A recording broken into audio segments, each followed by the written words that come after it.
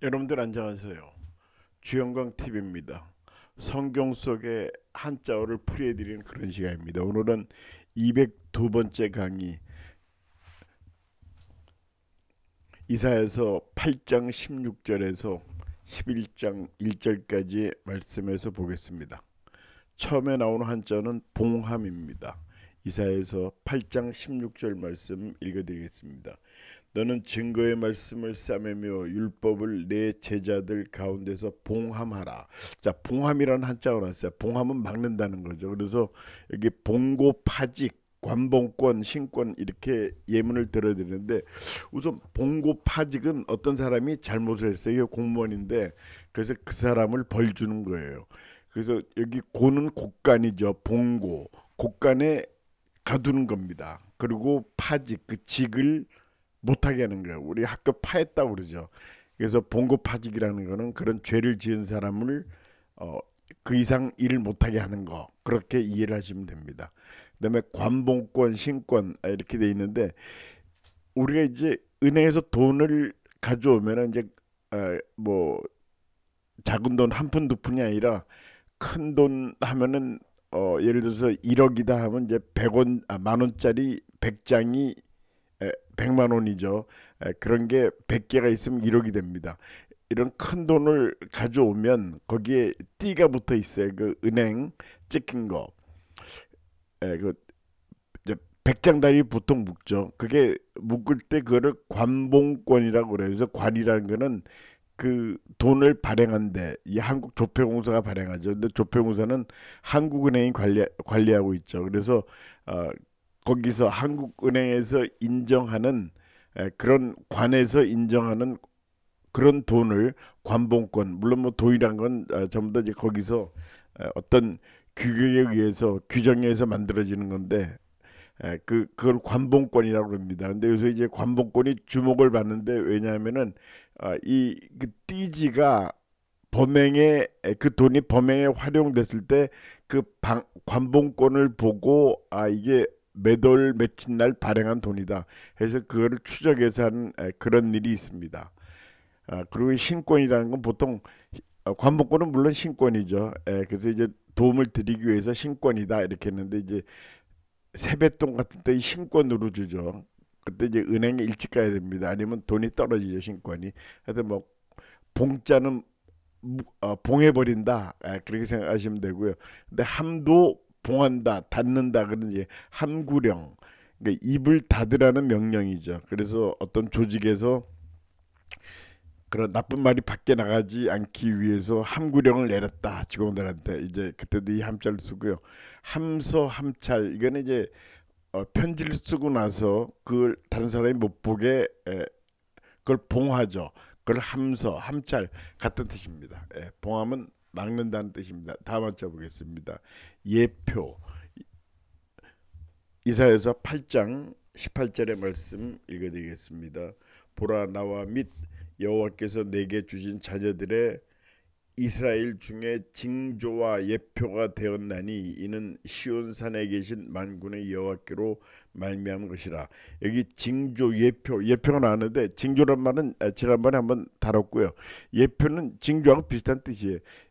어, 미래 다가올 어떤 표시다, 어떤 징조가 보인다, 조짐이 보인다, 이제 그런 거죠. 그래서 예자는 예비하는 그런 예자죠. 그래서 예비고사, 대학 입학 예비고사가 한때가 있었죠. 좀 오래됐습니다. 1968년도에, 그러니까 69학번 학생들이 처음 시험 봤어요. 저도 이제 그때 시험 본 건 아니지만 그 이후에 예비고사 그런 세대입니다.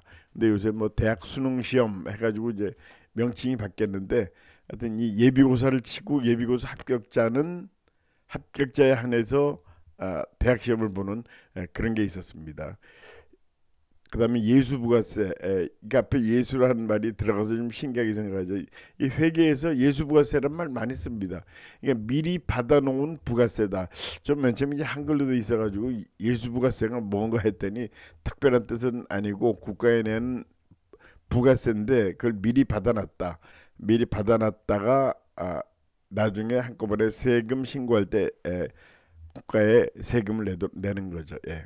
표는 그냥 표죠. 여기 형단 표정 출사표 이렇게 있는데, 형단 표정은요. 형은 그 사람의 형체를 얘기하는 거고 당은 단정한 그런 옷차림을 얘기하는 거예요. 그 사람의 형상, 그 사람이 갖고 있는 이제 그런 어떤 자세, 그다음에 단아함 이런 거를 표시해 잘 옷을 잘 입으면 표정이 바르면 올바름이 나타난다. 표정이다. 그런 뜻이에요. 그러니까 몸을 단정히 하고 그다음에 자세가 좋고 옷도 깨끗하게 입고 그러면은 모든 게 바르게 된다. 그래서 이제 그렇게 해야지 또 자신감도 나타나죠. 그 미국에서 어떤 사람이 재미있는 그런 실험을 해봤는데 어떤 거지죠. 거린인데 옷을 단정하게 입히고 내보냈을 때하고 그냥 뭐 되는 대로 몸에도 좀 냄새나고 이렇게 한 상태에서 내보내고 했을 때 보니까 그걸 어떤 사람이 실험을 했어요. 그랬더니 이 단정하게 비록 거지지만 단정하게 옷을 입고 나간 사람이 더 잘 그 동량을 받아오더라. 예, 그런 재미있는 통계도 있습니다. 출사표 우리 뭐 이런 말 많이 하죠. 뭐 국회의원 선거 나가는데 출사표를 던졌다. 근데 이제 전쟁 용어입니다. 사실은 이 사가 사단 군사 이 스승사도 있지만 군사하는 그런 의미 있어요. 우리 사단장이라고 그러죠. 이 사자가 그때 사자는 군사 사자입니다. 그래서 이제 출사표를 던졌다 하면 전쟁에 나갈 그런 의향을 표시했다. 그런 뜻이라고 볼 수 있죠. 예표, 징조, 조짐 그런 뜻입니다. 다음 한자 보겠습니다. 정사 이사에서 9장 6절의 말씀 보겠습니다. 이는 한 아기가 우리에게 낳고 한 아들을 우리에게 주신 바 되었는데 그의 어깨에는 정사를 메었고 그의 이름은 기묘자라 모사라 전능하신 하나님이라 영존하시는 아버지라 평강의 왕이라 할 것임이라 하고 이제 정사 정은 정치하는 거죠. 다스리는 거고 사는 일사자죠. 정사를 메었고 그러니까 이제 나라를 다스리는 그런 역할을 맡았고 이렇게 보면 되겠습니다. 여기 정에 가정 맹오호 가정부 이제 두 개 한자를 예문을 들어드렸는데 가정은 어떤 정치를 하는데 아주 가혹적인 가혹한 정치를 얘기하는 거예요. 이 맹은 맹수 그런 사나운 걸 얘기하는 거죠. 사나운 게는 맹견 그렇게 하는데 어호는 호랑이 보다. 그런 어자는 이제 보다 하는 거예요. 그러니까 이 가증스러운 정치는 호랑이보다 무섭다 그런 뜻입니다. 그렇죠. 이제 국민을 강압하고 그다음에 세금을 많이 걷어들이는 그 정치는 굉장히 호랑이보다 더 무서운 거죠. 그런 뜻으로 쓰인 거고 가정부에도 이 다스릴 정자가 쓰입니다. 집안을 다스린다 그런 얘기죠. 전에 식모라고 불렸는데 요새는 이제 식모라는 표현은 좀 못하다 그래가지고 식자가 먹을 식자였죠. 어미 못자. 가정부라고 요새는 부른 지 오래됐죠. 이렇게. 그다음에 사제사초 일사자인데 이 사자는 섬긴다는 뜻도 있어요. 사대주의는 큰 걸 섬긴다 그런 뜻이죠. 그래서 이제 사제사초는 중국에 등나라가 있었는데 등나라는 약한 나라였어요. 옆에 제나라하고 초나라가 있었습니다. 그래서 이제 약한 나라니까 이 제나라 눈치도 봐야 되고 초나라 눈치도 봐야 되고 그러니까 어느 나라를 섬길지 몰라가지고 우왕좌왕했다는 그런 데서 사제사초 그런 말이 나왔습니다. 인사불성이면 이제 사람 못 알아본다 하는 말로 잘 대표져 있죠. 그래서 이제 불성의 성자는 깨닫는 거, 성찰하는 거 그런 뜻입니다. 그러니까 이제 너무 살핀다 그런 뜻이 있어요. 사람을 몰라보고 예절을 몰라보고 하는 거 인사불성 예절을 모른다. 원래 이제 그 뜻에서 나왔습니다. 인사불성이 됐다. 자, 다음 한자 보겠습니다. 굴림 이사에서 9장 7절의 말씀 보겠습니다. 그 정사와 평강의 더함이 무궁하며 또 다윗의 왕자와 그의 나라에 군림하며 그 나라를 굳게 세우고 여기까지만 하겠습니다. 뒤에는 기니까 군림은 이 군은 임금 군자죠. 임은 임했다. 림 그 뒤에 또 군주가 임했다. 그러니까 왕이 왔다 하는 그런 뜻도 있고요. 에, 왕이 와가지고 옆에 있다 하는 뭐 그런 뜻이 이 느낌이 오죠. 군림한다. 그래서 이제 양상군자 불욕군명 했는데 양상군자는 이 양상이라는 게 대들보를 얘기하는 거예요. 집안에 대들보가 있죠. 대들보 위에 군자다. 이거는 뭐냐면 도둑을 얘기하는 거예요. 도둑인데 도둑을 좀 점잖은 표현으로 양상군자 좀 비꼬아서 하는 말이죠. 양상군자 불욕군명은 군명은 임금의 명령인데 임금의 명령을 욕되게 해서는 안 된다. 옛 사람들은 자기 임금에 대한 절대적인 충성심 이런 게 있죠. 그래서 임금의 명령을 욕되게 하지 마라.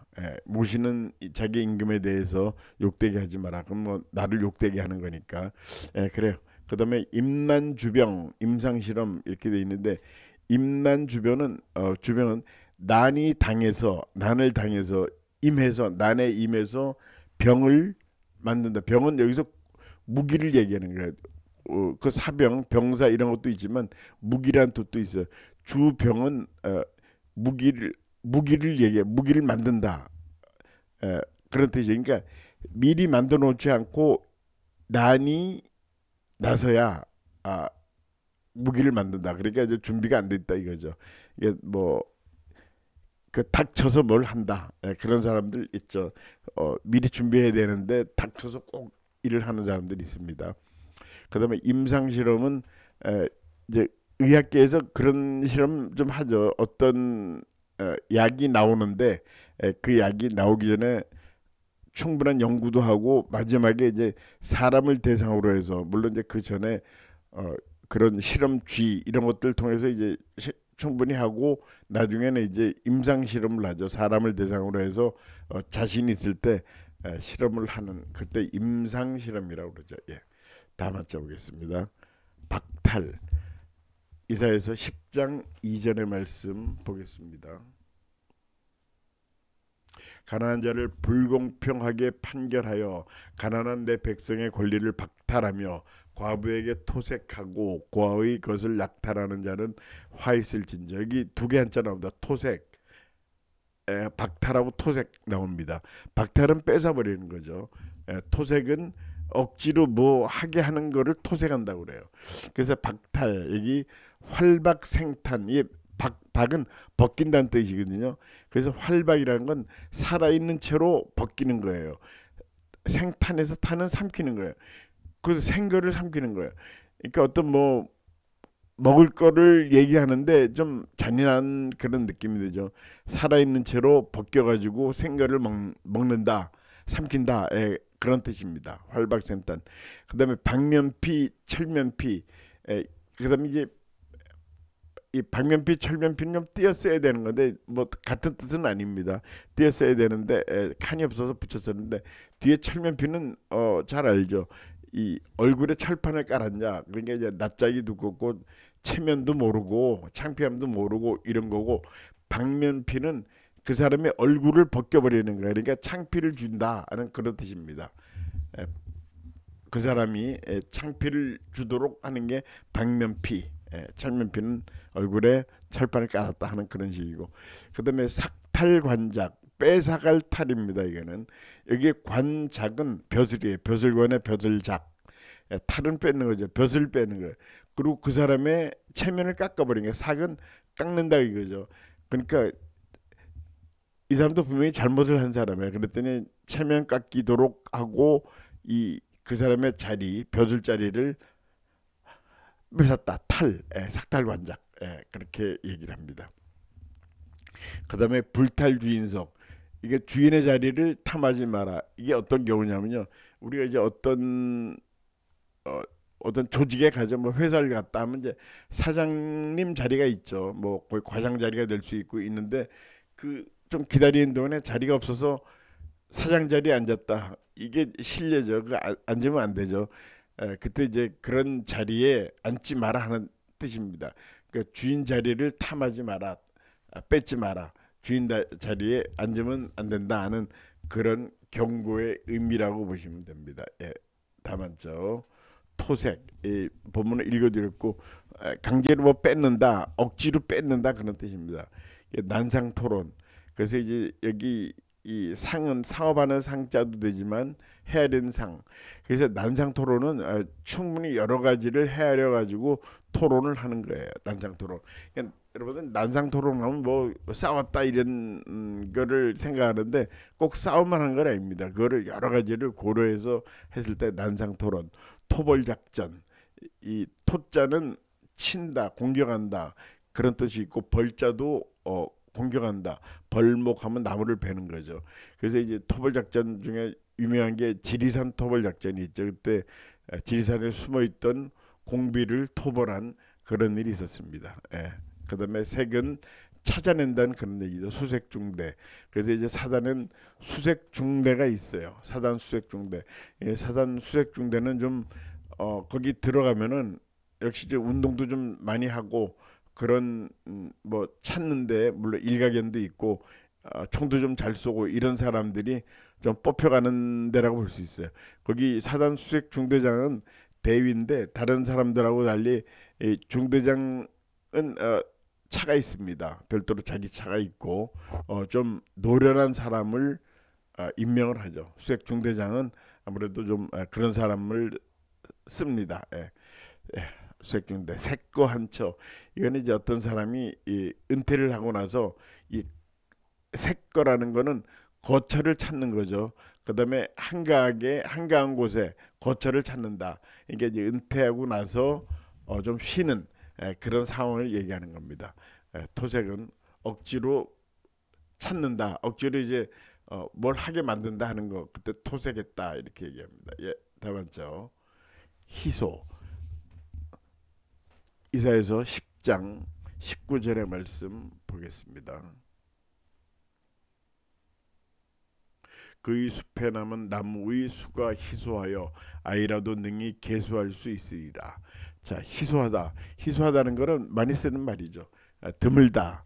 그래서 월명성이 오장남비 이렇게 돼 있는데 이 월명은 이제 달이 밝은 거죠.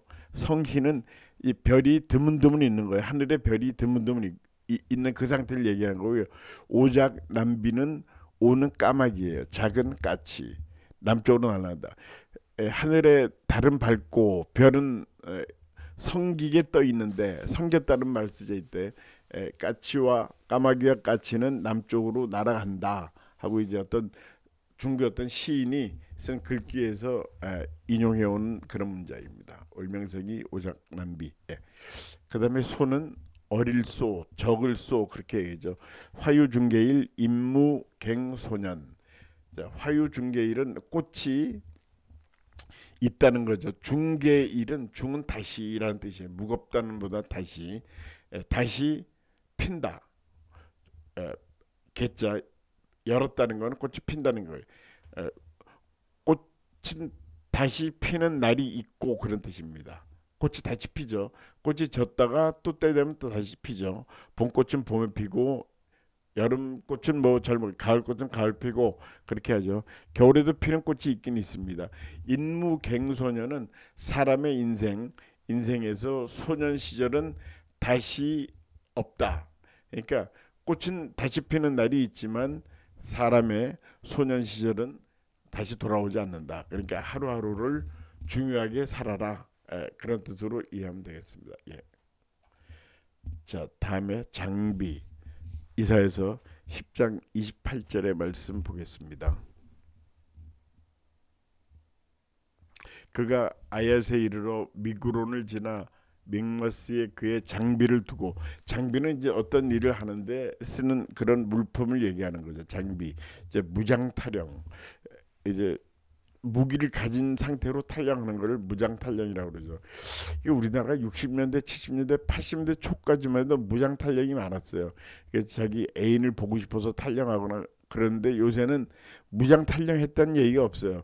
우선 이제 병사들 교육이 잘 돼 있고 그다음에 요새는 그 오후 5시만 되면은 그 핸드폰도 돌려준다고 그래. 통화도 하고 애인하고 통화도 하고 뭐 집에 부모님하고 통화도 하고 뭐 그래서 굉장히 자유로운 군대가 됐어요. 그러니까 전에는 이제 그런 것 때문에 막아놨기 때문에 탈령이 있었지만 요새는 그렇게 서로 통화를 하고 그렇게 소통을 할 수 있는 기회가 있기 때문에 그렇고, 특히 전에는 뭐 36개월 근무하다가 군대 생활 30개월로 됐다가 그랬는데 요새는 20개월 정도뿐이 안 합니다. 그러니까 이제 군대도 빨리 갔다 오죠. 그래서 이제 무장 타령이 그렇게 없습니다.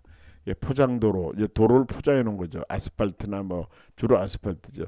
저는 이제 포장 도로라는 말 처음에 나왔을 때 도로를 포장한다는 게 참 어릴 때 이해가 안 갔는데, 아, 이게 포장 도로가 이런 뜻이구나. 예, 그렇게 알게 됐습니다. 예. 그다음에 비는 가출 비자죠. 유비, 조조, 장비, 이 세 사람은 삼국지에 나오는 사람이죠. 누가 뭐 삼국지 10번 읽은 사람하고는 얘기를 하지 마라, 그런 얘기도 합니다. 왜 그러냐면 이제 삼국지가 워낙 그 조직적으로 돼 있고, 그런 계략 이런 거를 많이 알게 된다 이거죠. 근데 또 어떤 사람, 비판하는 사람 또 그런 얘기도 합니다. 이 삼국지라는 게 결국 남을 모함하고 중상하고 이런 거다. 그래서 이거 별로 좋은 책 아니다. 이렇게 얘기하는 사람도 있어요. 그래서 이제 이 세 사람이 많이 나오는 인물 중에 하나죠. 특히 조조, 머리를 잘 쓰죠. 장비는 이제 무사 같은 그런 사람이죠. 유비는 왕이죠. 그래서 이제 유비, 조조, 장비가 이런 우스갯소리인데, 영화를 보러 갔대 아침에, 이제 할 일도 없고 그래서, 그랬더니 유비하고 장비가 난리를 쳤대요. 왜 조조만 혜택을 주느냐? 이게 조조 할인. 그래서 조조는 할인을 해준다. 그 조조 할인의 조자는 아침 조자에 일일 조자죠. 앞에 에, 아침에 일찍 오는 사람은 이제 할인해 준다. 이제 아침에 갔으니까 조조 할인 이렇게 했습니다. 예. 예, 그래. 다음 한째 보겠습니다. 위력. 요 이사야서 10장의 33절 보겠습니다. 33절. 보라, 주 만군의 여호와께서 혁혁한 위력으로 그 가지를 꺾으시리니 그의 장대한 자가 제낄 것이요 그 높은 자가 낮아질 것이며. 자, 위력. 그러니까 위험 있는 힘이죠. 그래서 여기 위자, 위엄의 위자, 위화도 회군. 그래서 선위 사막 그렇게 했는데, 위화도 회군은 이성계하고 관계가 있죠. 위화도에서 명나라를 공격하러 갔다가 하여튼 무슨 생각인지 그 회군을 했죠. 회군을 했다는 거는 말머리를 돌렸다, 그런 뜻이, 공격 루트를 바꿨다, 그런 뜻이죠. 그래서 이성계가 이 고려 쪽으로 다시 와서 위왕을 패하고 자기가 이제 조선을 세우게 됐죠. 예, 위화도 회군이 아주 굉장히 크고 유명한 사건입니다. 예, 선위 사막은 이 사막까지 그 이름을 알리는 건데, 선양하고 그 위세를 떨친 거예요. 그러니까 이제 어떤 유명한 장군이 있는데 그 이름이 사막까지 알려졌다. 사막은 사람이 안 사는 데죠. 그러니까 온 세상에 알려졌다. 그런 뜻입니다. 그리고 이제 힘력자, 역발산, 고갱지력 하는데, 이제 역발산은 산을 뽑아버릴 그럴 힘이다. 산을 뽑아버릴 수는 없죠. 우리 발치는 이빨을 빼는 거죠. 이 발차가 뽑는다, 그런데 이제 굉장히 힘이 센 거죠. 그다음에 고갱지력은, 고는 넓적다리예요. 사람의 넓적다리고 괭은 팔뚝을 얘기하는 거예요. 그러니까 고갱지력은 넓적다리와 팔뚝의 힘이다. 이건 힘이 굉장히 센 사람을 고갱지력이 있다. 그렇게 얘기를 합니다. 하여튼 위력은 위험이 있는 그런 힘이다. 그렇게 됩니다. 다만자오 결실입니다. 이사야서 11장 1절의 말씀 보겠습니다. 이새의 줄기에서 한 싹이 나며 그 뿌리에서 한 가지가 나서 결실할 것이요. 자, 그래서 이제 결실은 가을을 결실의 계절이라고 그러죠. 맺을 결자에 열매 실자, 여기 밑에 장기 결석이다. 이제 우리 장기에 돌이 들어가 있는데 돌은 아니죠. 조그만 것들이, 음식물들이 뭉쳐져 가지고 돌처럼 단단하게 보인다고 그래요. 그래서 장기 결석. 그래서 이제 주위에 이 장기 결석 때문에 뭐 입원하는 사람도 있고 수술 받기도 하는데, 요새는 레이저 시술로 해서 이제 그 방법이 개발이 된 거죠. 레이저로 해서 그 돌을 깨서 가루로 만들어서 몸 밖으로 배출되게 만드는 그런 기술이 벌써부터 오래전부터 개발이 됐습니다. 예, 결혼학 이런 것도 있습니다.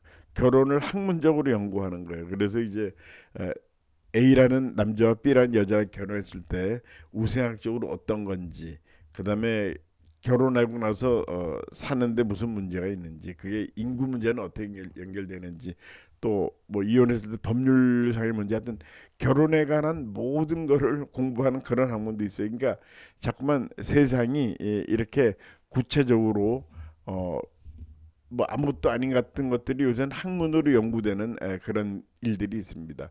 전 처음에 그 비서학과 나왔을 때 깜짝 놀랐어요. 비서학이라는 게 비서학과 있습니다. 있어가지고 굉장히 인기가 좋아요, 비서학과. 그러다 요새 좀 인기가 시들해졌는데, 왜냐하면 아, 요새 사람들은 이제 비서라면 아무래도 이제 얽매이게 되죠. 그런 얽매인 걸 싫어해서 옛날만큼 그 인기가 있는 학과는 아니라고 그러더라고요. 네.